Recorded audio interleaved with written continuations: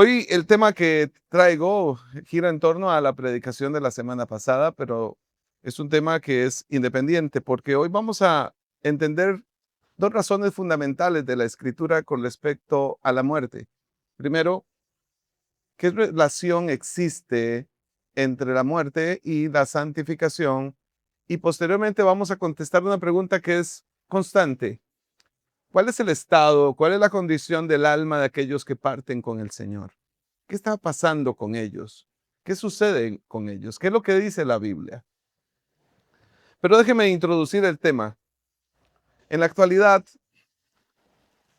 observamos con mucha preocupación cómo muchas personas en las iglesias construyen una idea errónea acerca de la muerte. En general, los conceptos erróneos de la gente hoy, incluso en las iglesias, giran en torno a películas, libros que han leído, novelas, tradiciones culturales, incluso mitos urbanos. Y lo más triste de todo es que vemos una terrible ignorancia de lo que dice la Biblia con respecto a la muerte. Y es que lo más interesante es que la Biblia se refiere constantemente al tema de la muerte. Tanto en el Antiguo como en el Nuevo Testamento, encontramos demasiada evidencia para explicar cuál es el estado de esta vida temporal, pasajera, versus el estado eterno en el que fuimos constituidos como seres humanos por Dios, proveyéndonos un espíritu, un alma que es eterna, que es inmortal. La crítica que observamos es la desnutrida concentración que tiene la generación cristiana de nuestros tiempos para apreciar lo que es la muerte, según lo que enseña la Biblia, versus toda la presión de la cultura que enseña conceptos completamente distintos y muchas veces de ellos completamente erróneos de lo que la Biblia enseña con respecto a la muerte. La muerte para muchos sigue siendo vista como una tragedia biológica, como un enemigo que interrumpe los planes humanos. Pero según la Biblia, los creyentes no podemos ni debemos de ver la muerte de esa manera. Y hay una oportunidad que el Señor nos revela en su palabra de cómo los cristianos tenemos que ver la muerte. Y es como el proceso de culminación de nuestra santificación. Aquí en otras predicaciones hemos enseñado lo que la teología enseña acerca de la santificación. Los teólogos han dividido la santificación en tres procesos o tres etapas. Una, que es la santificación inicial, que es el acto espiritual que el Señor hace en nosotros una vez que nos transforma de muerte a vida espiritual.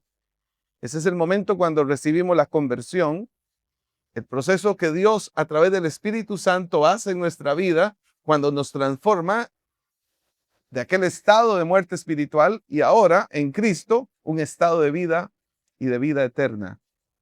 A esto le llamamos santificación inicial.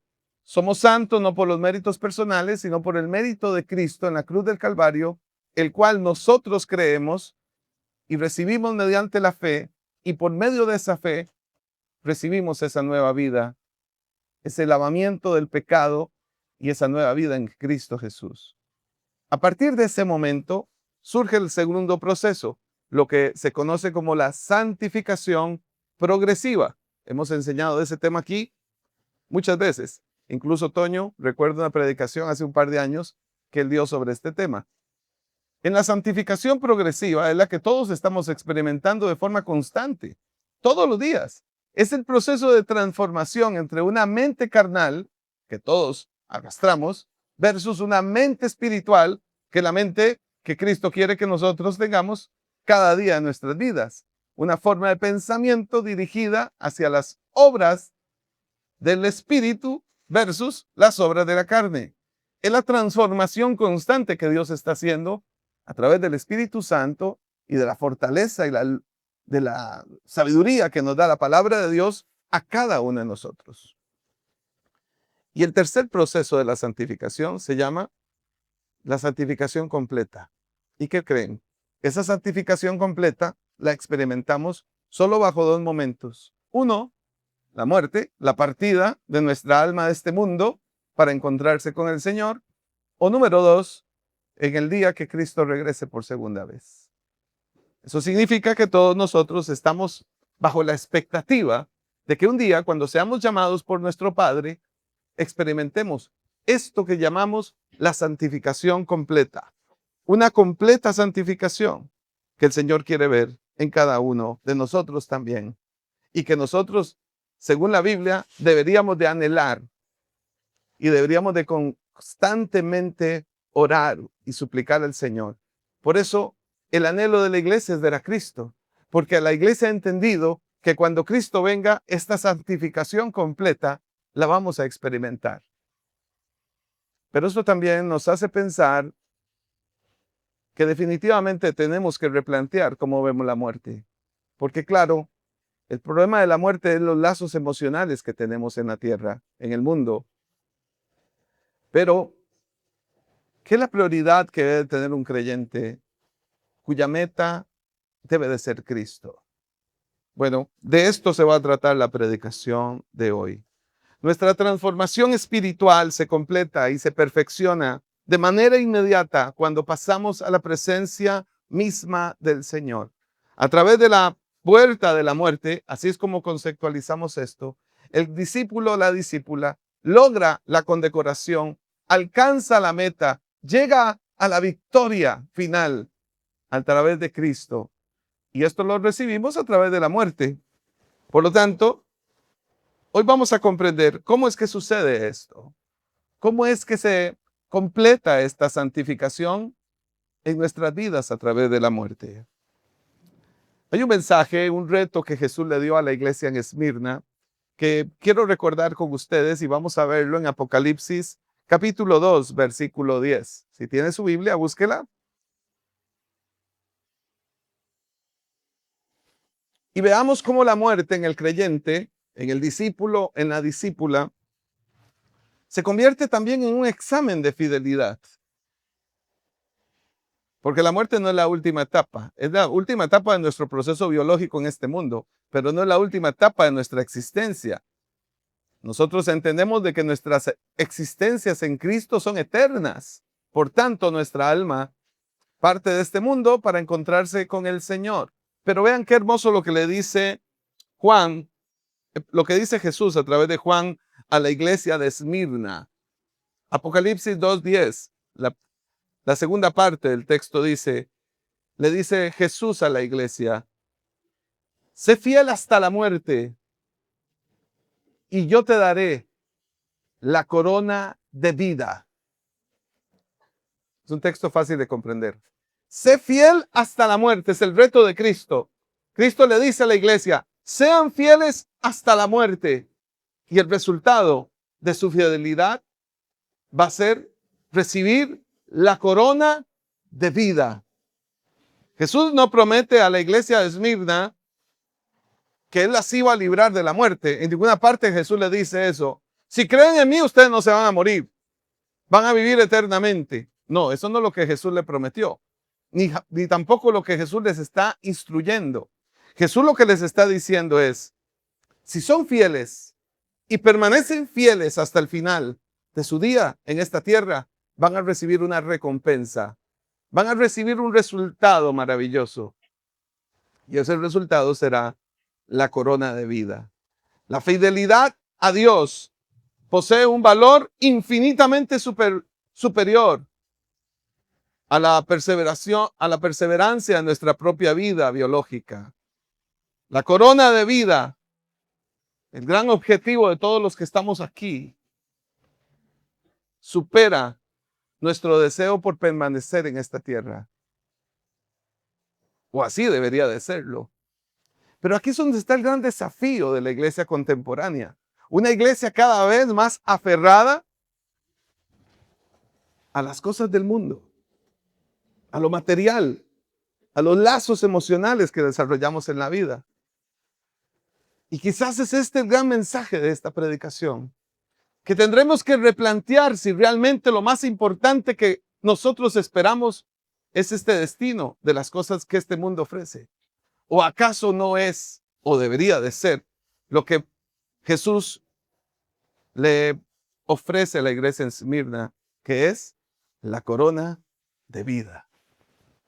Esto es un buen momento para replantearnos nuestras expectativas con respecto a la vida que tenemos y cómo percibimos la muerte. Porque la muerte es simplemente un cambio de estado. Así lo entendemos bíblicamente los creyentes. La muerte es simplemente, así lo digo, simplemente, para muchos el final de un camino, el final de la vida, el final de un destino, pero para nosotros es algo simple. Porque simplemente es el cambio de un estado para encontrarnos con el Señor. Y vea esto, alcanzar la corona de vida. Pregúntese si hay algún objetivo superior en su vida que este. Si algunos dicen, no, amar a mis hijos, no, a cuidar mis propiedades, no, seguir amando a mi esposo, a mi esposa. ¿Lo ven? Nosotros somos los que les hemos introducido factores emocionales a nuestras decisiones espirituales, con lo cual se distorsiona entonces nuestro mensaje con respecto a la vida. Puede sonar egoísta, puede sonar fanfarrón, pero definitivamente la respuesta de toda discípula y todo discípulo de Cristo debe de ser la búsqueda fielmente de esta corona de vida. Porque no hay nada superior que puedan tener nuestras manos o nuestros corazones que recibir un día esta gloriosa corona que el Señor le ha prometido a todos aquellos que permanecen fieles hasta el fin. Por eso dije que la fidelidad a Dios posee y debe de poseer en nuestros corazones un valor infinitamente superior a cualquier relación humana, a cualquier posesión humana, a cualquier recurso que tengamos en este mundo, por hermoso, por valioso que sea. No hay nada que debería de competir con el anhelo más poderoso y glorioso en nuestro corazón, que debe de ser un día encontrarnos con Cristo y recibir la corona de vida de sus manos. Ahora, el apóstol Pablo introduce un concepto que a la postre ha sido muy mal interpretado. Él dice que como parte de este proceso de santificación que alcanzamos a través de la muerte de los creyentes,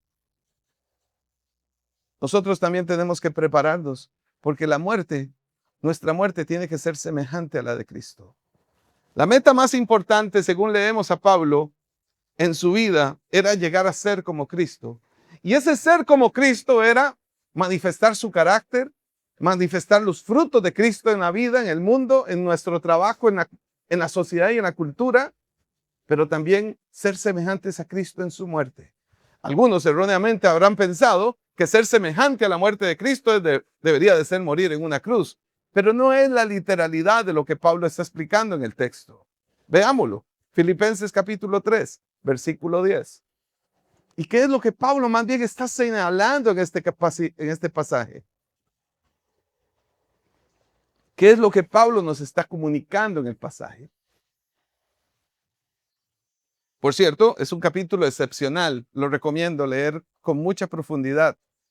El capítulo 3 de Filipenses es hermoso porque Pablo habla acerca del valor incalculable de conocer a Cristo. Eso significa que no debe haber ningún conocimiento que pueda superar el conocimiento de conocer a Jesús. Que el más grande conocimiento que nosotros los seres humanos, los creyentes, podemos recibir es conocer a Cristo. Y él lo dice aquí en el verso 10, Filipenses 3:10. Pablo dice, lo he perdido todo a fin de conocer a Cristo, experimentar el poder que se manifestó en su resurrección, participar en sus sufrimientos. Y oiga lo que dice, y llegar a ser semejante a él en su muerte. A ver, si alguien toma el texto literal dirá, entonces Pablo lo que está diciendo es que él quería morir martirizado o quería morir en una cruz, pero no es eso lo que Pablo está comunicando. Ser semejante a Jesús al morir significa manifestar una obediencia absoluta al Padre, como lo hizo Cristo, que no dudó, que no se confundió, que permaneció firme hasta el fin, mostrando una confianza inquebrantable en su soberanía hasta el último segundo de nuestra existencia terrenal. Dios utiliza el proceso de morir para hacernos idénticos al carácter sumiso de su Hijo. Qué hermoso. Cuando algunos pensamos cómo serían nuestros últimos días o nuestros últimos respiros en esta tierra, un ejercicio que, por cierto, me compartió Yari, nuestro querido Michael, tuvo la posibilidad de hacer en el seminario, en las clases pasadas que tuvo. Un ejercicio que a veces hacemos en el seminario y que a veces hacemos también en la vida práctica de la iglesia. ¿Cómo nos gustaría que fuera nuestra despedida? ¿Cuál sería el mensaje que quisiéramos dejar antes de partir en este mundo o una vez que partimos de este mundo? ¿Qué es lo que quiero? ¿Cómo quiero ser recordado luego de mi paso en esta vida? ¿O cómo quisiera que fueran mis últimos minutos o segundos en esta existencia? Algunos han pensado eso, estoy seguro que sí. Hoy tienes un recurso bíblico para poder atesorar esto. Pablo dice así: quiero llegar a ser semejante a Cristo en su muerte. ¿Y eso qué significa? Ser fiel hasta el final, permanecer firme hasta el final, morir en obediencia al Señor, morir alabando y glorificando su nombre y exaltándole cada día, cada momento, incluso en el paso de la muerte física. En una confianza inquebrantable, como hemos visto partir con nuestro Señor a nuestro amado y querido pastor. En un corazón confiado, un corazón inquebrantable. Así creo que deberíamos de morir cada uno de nosotros en este paso por esta tierra y por este mundo. ¿Por qué, Daniel? ¿Por qué debería ser así? Bueno, porque la Biblia lo que enseña es que la muerte es una meta. Y es una meta transitoria, por cierto, porque es simplemente pasar por un destino que nos va a abrir una nueva panorámica de nuestra existencia acerca de la vida eterna. El apóstol Pablo, una vez más, pero ahora en 2 de Timoteo, capítulo 4, verso 7, dice lo siguiente: he peleado la buena batalla. Lo duda que si la peleó Pablo. He peleado la buena batalla. He terminado la carrera. Me he mantenido en la fe. Pablo se está refiriendo a sí mismo a la partida de este mundo. Era inminente. Sus pruebas, la persecución política, la persecución espiritual que experimentaba Pablo, producto del evangelio, lo había llevado a diferentes escenarios, incluyendo la prisión, la amenaza de muerte, la condenación. Y aunque la Biblia no nos dice que el apóstol Pablo murió, ni nos dice cómo murió, lo que entendemos es que Pablo nunca más volvió a ser libre luego de la prisión y que murió siendo decapitado por el Imperio Romano. Es lo que nos dice la tradición cristiana, no la Biblia. Hago la advertencia y la aclaración. Pablo sabía entonces que posiblemente, producto de las condiciones espirituales y políticas que se estaban dando, su ministerio estaba por terminar. Por eso él dice: la pelea, he peleado la buena batalla. He corrido, he caminado, he trabajado, he servido, he dado fruto. He hecho lo que Dios puso en mis manos. He hecho la misión y la he cumplido. He terminado la carrera. Nota la metáfora que él usa con el atleta en el gimnasio, en el coliseo, cuando corrían con el propósito de alcanzar una meta. Es la misma analogía que Pablo pone en este pasaje al decirnos: tenemos que avanzar, tenemos que correr. Hay una meta por delante, pero esa meta tiene nombre. Esa meta se llama Jesucristo. Y dice: y me he mantenido con fe hasta el final. Y ese es el llamado, es la exhortación que hoy a través de la palabra de Dios estamos recibiendo todos nosotros. A correr bien esta carrera, a permanecer fieles en esta carrera, a ser fieles hasta el fin y a mantener nuestra fe hasta el final. No es por temporadas, no es por meses al año. No soy cristiano 5 meses al año. Bueno, a algunos les llama la atención ese modelo, ¿verdad? Un mes sí, otro mes no. Un mes sí, otro mes no. No, así no funciona la vida cristiana, mis queridos hermanos. Recuerden el concepto de santificación progresiva. Reconozcamos la metáfora que Pablo está usando aquí. Un corredor no se sale de la pista y vuelve a entrar. Permanece en la pista hasta el fin, porque sabe que tiene que llegar a la meta. Y ese es el llamado que Dios nos está dando a través de esta predicación, para comprender cómo nuestra propia muerte es parte del objetivo de una santificación total, completa, que Dios va a hacer con cada uno de nosotros y que ha hecho perfectamente con todos aquellos que han partido en Él, aquellos que llama la Escritura los muertos en Cristo. Este pasaje nos recuerda que el éxito cristiano no se mide en cómo empezamos, sino cómo terminamos. Mantenerse firmes en la fe frente al declive físico es la última gran batalla ganada por la gracia divina. Así lo es, y así tenemos que interpretarlo. Ahora, la segunda pregunta que queremos resolver en esta predicación es, y entonces, una vez que uno parte de este mundo, ya explicaste, pastor, que recibimos una santificación completa porque vamos a Cristo.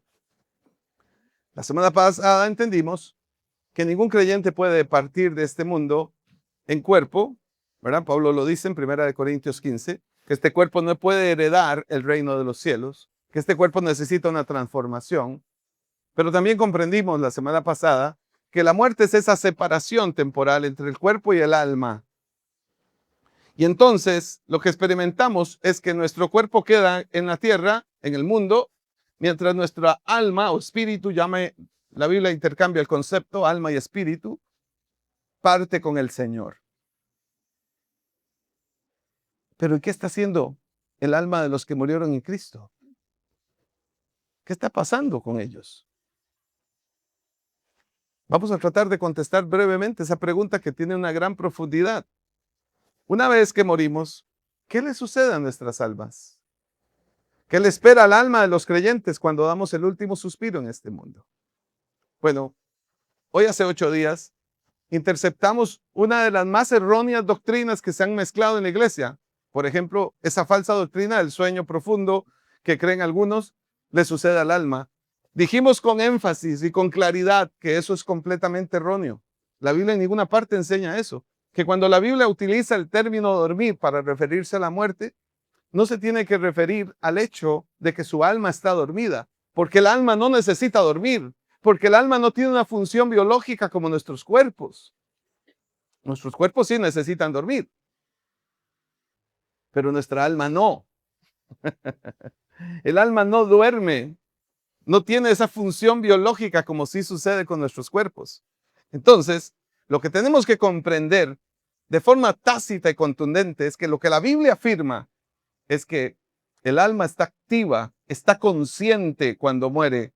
No es un alma inerte que se duerme y se espera ahí hasta que Cristo venga. Eso es erróneo, eso es lo que han enseñado erróneamente algunos.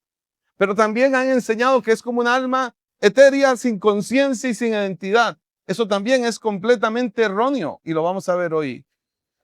Lo que la Biblia enseña es que una vez que el creyente muere en este mundo, y hago el énfasis, el creyente, ¿quién es el creyente? Bueno, pues claramente aquel que ha seguido a Cristo y ha sido fiel hasta el final, al que se ha mantenido firme en la fe hasta el fin. Dice la Biblia que cuando parte de este mundo, parte para estar con el Señor. Demasiados versículos hay para comprender esto. Yo traje uno de tantos, que es 2 Corintios capítulo 5, verso 8. Búsquelo conmigo, por favor.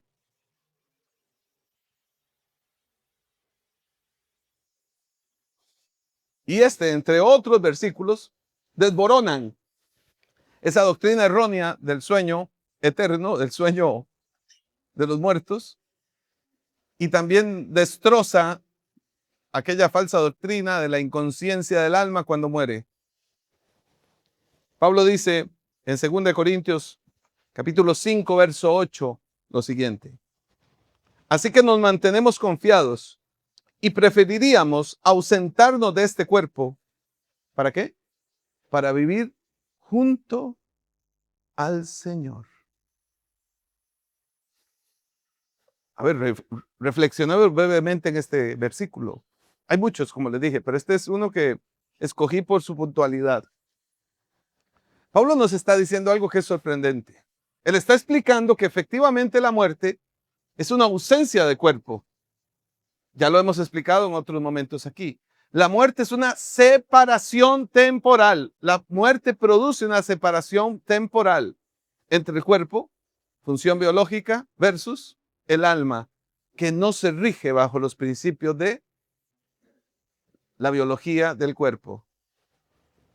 Nuestro cuerpo tiene un proceso biológico, pero el alma no tiene ese proceso biológico. Opera bajo otro fundamento, otro principio. Y por eso Pablo dice, déjenme en el versículo, por favor. Por eso Pablo dice en este texto precioso que nos mantenemos confiados y preferiríamos ausentarnos del cuerpo. ¿Por qué Pablo dice que preferiría ausentarse del cuerpo?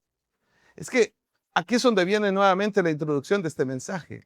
Para el apóstol Pablo, a pesar de que él tenía clara la misión que Dios le había otorgado, a pesar de la riqueza que él entendía que él, como hombre de Dios, podía influir en este mundo a través de su ministerio, nada de lo que Pablo tuviera, ni nada de lo que Pablo hacía, rivalizaba con su anhelo y su deseo de permanecer con Cristo. Dios le había revelado a Pablo, incluso tal fue su revelación, que fue llevado hasta el tercer cielo. Y ahí él vio y escuchó cosas que le fueron de impedimento contar y comentar. Pero lo que Pablo experimentó, lo que Pablo vio, lo que Pablo sintió en ese lugar, le persuadió completamente para comprender esto. Es mejor estar ausente de este cuerpo. Y eso no significa, porque algunos habrán dicho de una forma errónea, Pablo seguramente tenía un trastorno depresivo grave, estaba con deseo de morir y por eso es que estaba pensando de esa forma. No, mis queridos, esto no se trata de depresión. Este es un hombre con una convicción completa y absoluta de lo que significa el reino de los cielos y el estar en el Señor. Esto es lo que está experimentando Pablo. Y él dice que la ausencia del cuerpo, lo que nosotros comprendemos como muerte, es un cambio de estado que le permite al creyente, al alma del creyente, vivir junto al Señor. No podemos estar con el Señor en este cuerpo, porque esto es un cuerpo corruptible. Este cuerpo no puede heredar el reino de los cielos, por más lindo que sea. No puede heredar, entendámoslo. Para poder heredar el reino, tenemos que partir de este mundo. Pero ahí es donde están nuestras emociones involucradas, porque ninguno quiere perder a nadie. Pero entendamos que para aquel que está en Cristo, aquel que es una nueva creación en Él, la gran meta que perseguimos es terminar la carrera y estar ausentes del cuerpo. ¿Para qué? ¿Para dormir junto al Señor? No. ¿Para desaparecer nuestra identidad en el Señor? No. ¿Para perder nuestra identidad en Él? No. Para vivir junto al Señor. Dice vivir, no dice ni dormir, no dice mantenernos en un espíritu en el limbo, no dice nada de eso, ¿verdad? Dice vivir. ¿Dónde están los muertos en Cristo? ¿Qué están haciendo hoy? Están viviendo. ¿En qué estado viven? En el estado del alma o de su espíritu. Vivir, ¿dónde? Junto. ¿Y qué significa junto? Frente a, al lado de. ¿Dónde están los muertos en Cristo? Junto al Señor. Frente al Señor. No hay tiempo de espera. No hay tiempo de inconsciencia. Al partir de este mundo, el alma del creyente habita junto al Señor de forma inmediata. No hay una escala de por medio. Es ir de este mundo, partir de este mundo para estar con el Señor. La muerte no puede separarlo del amor de Dios, dice Pablo en Romanos 8. Por tanto, Un texto como este tiene que hacernos debatir y hacernos superar aquel temor que algunos tienen por morir. El famoso miedo a la muerte. Uy, qué terrorífico será eso. Yo no quiero ver ese túnel, pastor. Yo me devuelvo, me han dicho. ¿Cómo que te devuelves? ¿Acaso que está en nuestra autonomía hacer eso? Eso no está en nuestra autonomía, eso no está en nuestra voluntad. Cuando el túnel aparezca, solo Dios te puede hacer regresar de ahí. Pero a ver, además, re- sería valioso que en esta predicación nos ayude a repensar ese temor a la muerte, porque el Señor quiere sacar eso de nuestro corazón, quiere quitar eso de nuestro corazón. No es admisible para el creyente tener temor a la muerte, porque como lo hemos entendido, la muerte no es el fin, la muerte no es el final, la muerte no tiene victoria, la muerte es simplemente un cambio de estado transitorio, temporal, que nos lleva a estar junto al Señor. Qué hermoso, lo estamos entendiendo. Número 2, ¿qué están haciendo las almas de los creyentes? Están haciendo algo fabuloso. Están dejando de sufrir. ¿Cómo? Sí, están dejando de sufrir. Mayra, eso es lo que dice la Biblia. Están cesando del trabajo, de las pruebas, del sufrimiento. Pastor, no lo entiendo. Déjeme y se lo explico bíblicamente. Apocalipsis capítulo 14, verso 13.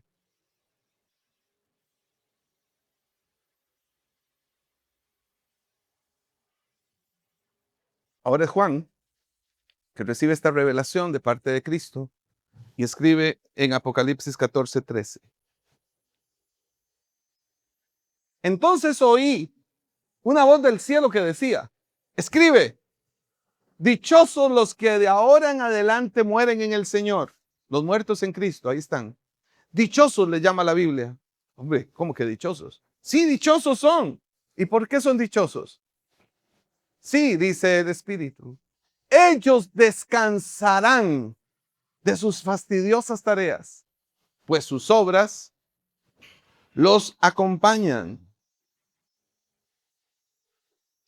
Ahora, déjeme decirle, ¿qué es lo que están haciendo el alma de los creyentes frente al Señor, junto al Señor? Dice que están descansando de las fastidiosas, y sí es cierto, eso sí que es cierto, ¿ah? De las fastidiosas tareas que corresponden en esta vida. Que el pago de los impuestos, que el pago de la luz, que la plata, que la deuda, que la tarjeta, que me liaron la tarjeta, que el carro, que me lo chocaron, que se le jodió esto, que lo otro.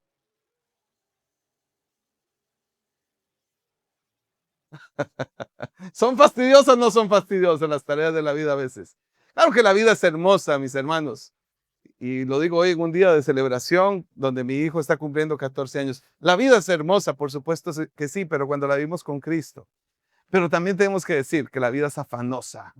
Siempre hay afán. A ver, ¿a quién puede tomar la decisión de decir que se queda sin hacer nada una semana completa? Es imposible. Hay que levantarse, hay que bañarse, hay que asearse, hay que asear la casa, hay que hacerlo todo. Hay que hacer comida. ¿Lo ven? Pero ve qué interesante lo que nos dice el texto bíblico. La Biblia no nos está diciendo que el alma de aquellos que murieron en Cristo no están haciendo nada. Eso no es lo que dice el texto. No es que se la están tirando rico en el buen tico, ¿verdad? Aunque sí creo que se la están tirando rico. Pero no está diciéndolo en el término de que es que no están haciendo nada. Ya vamos a ver eso más adelante, qué es lo que están haciendo.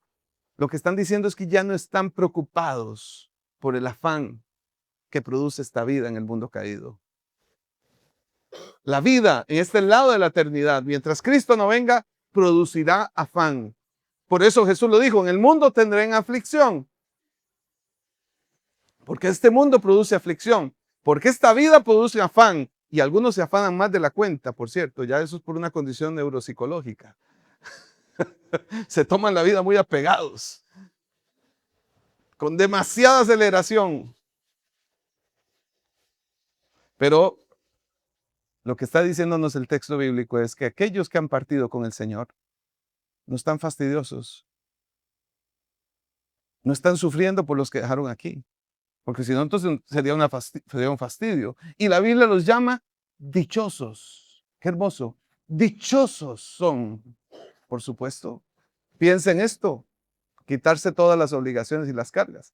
Claro, el que queda aquí es el que comienza a recordar y decir, ¿cómo me dejaste con todo esto? ¿Cómo me dejaste con todas estas broncas? Eso sí lo hacemos nosotros, ¿no? Produce más fastidio a veces la partida de un ser amado. Depende de cómo nos haya dejado. Aquí hemos conocido muchas historias en la iglesia. ¿Cómo nos dejaste? Pero no es porque se fue, sino por cómo me dejó. Cómo me dejó de problemas y de deudas y demás familiares. ¿Es cierto? El estado implica un reposo absoluto. La muerte de los creyentes, la muerte de los que están en Cristo, implica un estado de reposo absoluto de las fatigas, de las tentaciones, del dolor, de las enfermedades, de las persecuciones en el mundo presente. Bellísimo.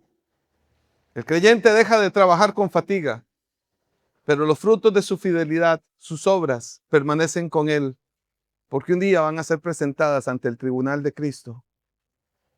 Pero esas obras no son para condenación, sino para recompensa. Esos creyentes un día van a tener que estar frente al tribunal de Cristo, como usted y como yo. Pero en ese tribunal no se va a debatir la salvación, se van a debatir las recompensas. De ese tema tendremos que enseñar otro día. Ahora, ya entendimos. Partimos de este mundo, vamos a estar presentes en el Señor. Ya no hay fatiga, ya no habrá problemas, ya no hay enfermedad, ya no hay crisis, ya no hay nada. Dichosos es el título que recibimos. Pero ¿y qué tenemos que hacer? ¿Cuál es la actividad del cielo? ¿O es simplemente estar ahí viendo al Señor todo el día? Eso es lo que algunos quieren, ¿verdad? Apocalipsis 6, por favor. Volvamos a Apocalipsis, vuelva a hacer unas páginas y respondamos esto bíblicamente.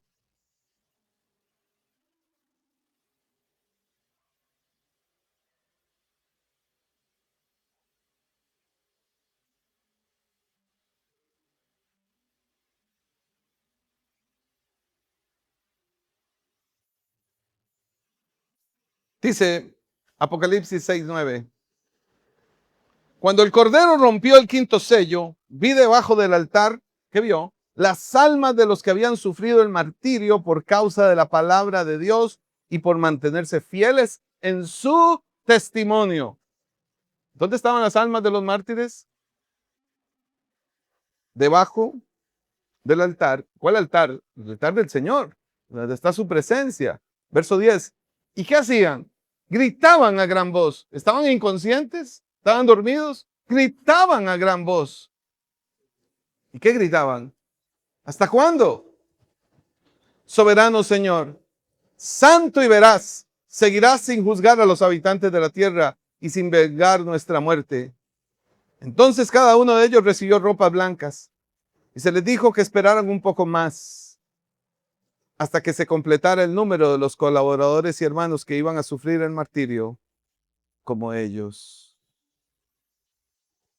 Este pasaje nos muestra que las almas bajo el altar tienen plena conciencia de lo que vivieron en la tierra. Recuerdan su martirio por la palabra de Dios. Recuerdan sus obras por el Señor. Recuerdan lo que hicieron en este mundo para extender el reino de los cielos. Y dice la Biblia que están dialogando con Dios, preguntándole al Señor, ¿hasta cuándo? ¿Hasta cuándo será esto? ¿No están inconscientes?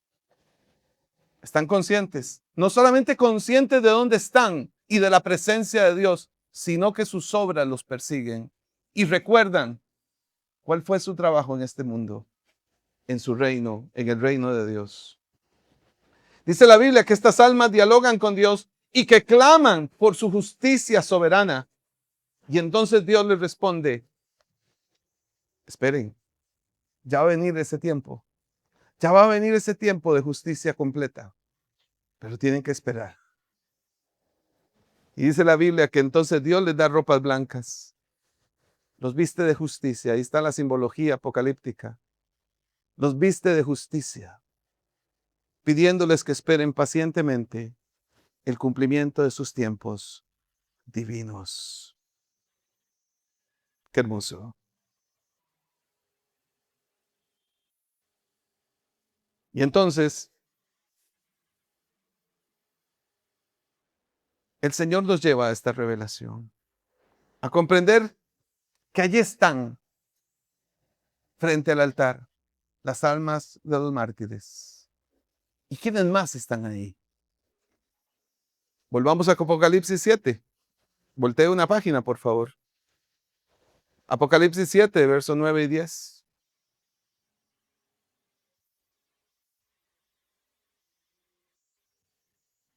Dice Juan, después de esto miré, y apareció una multitud tomada de todas las naciones, tribus, pueblos y lenguas. Ahí van a ver varios ticos, miles de ticos. Eran tan grandes que nadie podía contarla. Estaban de pie delante del trono y del Cordero, vestidos, oiga nuevamente, vestidos de ropa blancas y con ramas de palma en las manos. Proclamaban a gran voz, la salvación viene de nuestro Dios que está sentado en el trono y del Cordero. ¿Qué está haciendo esa multitud de creyentes en el cielo? ¿Qué están haciendo los muertos en Cristo en el cielo? Este pasaje nos revela que hay una congregación celestial delante del Señor en este momento. Es una congregación multiétnica y global, porque dice que son de todas las tribus, naciones, pueblos y lenguas.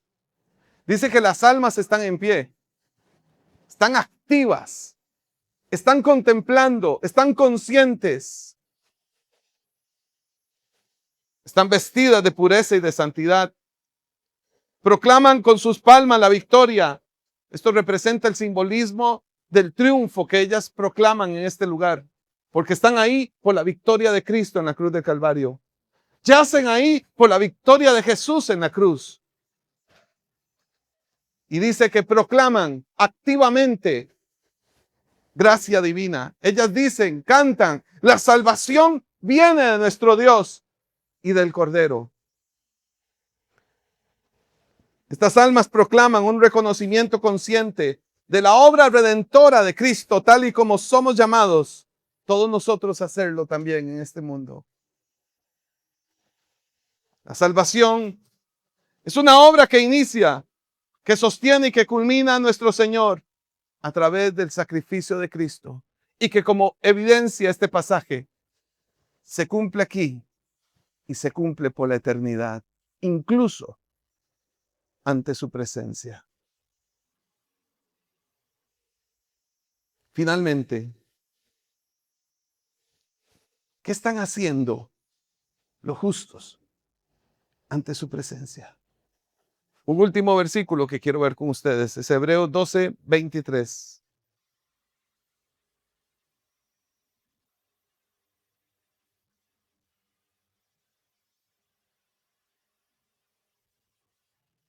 Hebreos 12, 23. La reunión de los justos. Dice el escritor de Hebreos, a la iglesia de los primogénitos inscritos en el cielo. Se han acercado a Dios, el juez de todos, a los espíritus de los justos que han llegado a la perfección. Este pasaje enseña que al morir los creyentes, nos unimos formalmente a la iglesia de los primogénitos y a los espíritus de los justos que han llegado a la perfección, la santificación completa. Pasamos de la iglesia militante en Rema, comunidad cristiana, a la iglesia en este mundo para unirnos a la iglesia triunfante en el cielo. ¿Dónde están? ¿Dónde están aquellos que amamos y partieron de este mundo? Están en la iglesia triunfante, delante del trono de Dios.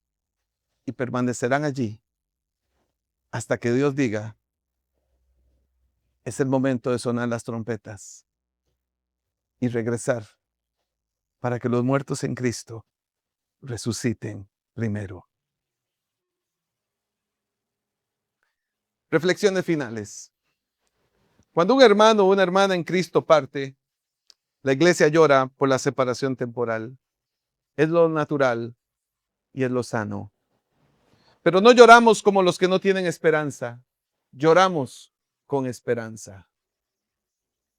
Gracias a la revelación que recibimos de la Biblia, sabemos exactamente dónde están.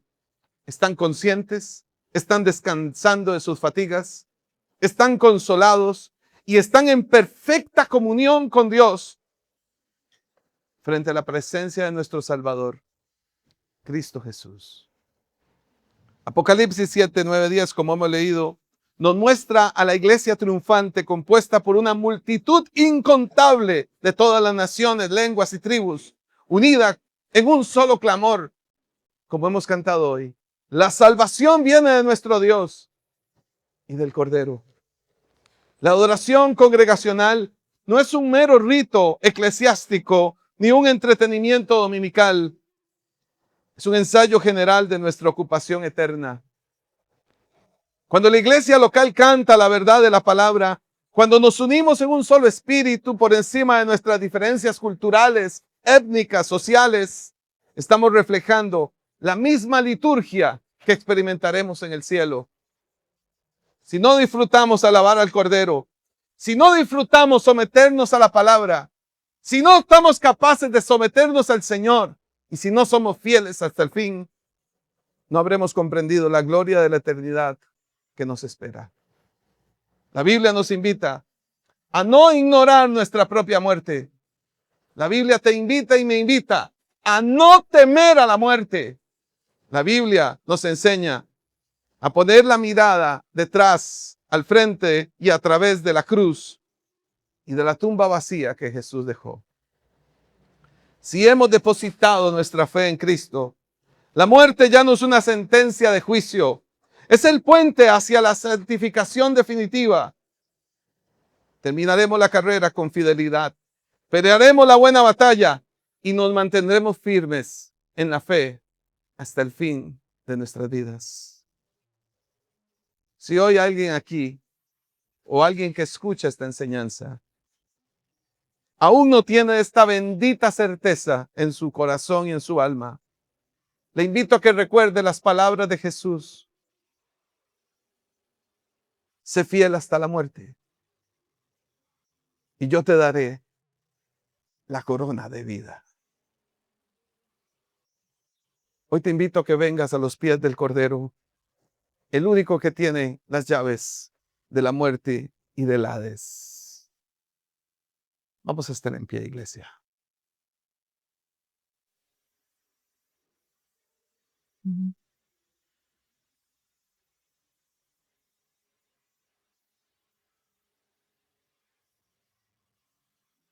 ¿Qué consideración te llevas en el corazón al escuchar esta enseñanza? ¿Qué consideraciones te llevas hoy? ¿Qué escuchaste del Espíritu Santo? ¿Qué escuchaste de la palabra?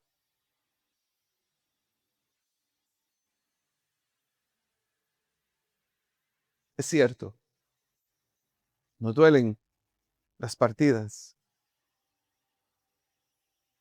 pero nos reconforta y nos llena de paz entender dónde están aquellos que han partido y que amamos. Ellos están junto a Cristo, junto al Señor, y estarán allí hasta que el día que regrese Cristo y Él traiga el alma de aquellos que murieron en Él. Y entonces, aquellos que murieron en Cristo resuciten primero.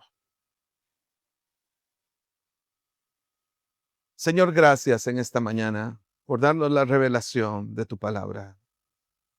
Gracias, Señor, porque hoy has capacitado, has sanado, has reparado nuestro dolor en este día. Al enseñarnos que el fin no es la muerte. Hoy sacudimos de nuestra mente, Señor, esos conceptos erróneos. Hoy decidimos creer en tu palabra, abrazarla, creerla profundamente y permanecer en ella hasta el fin.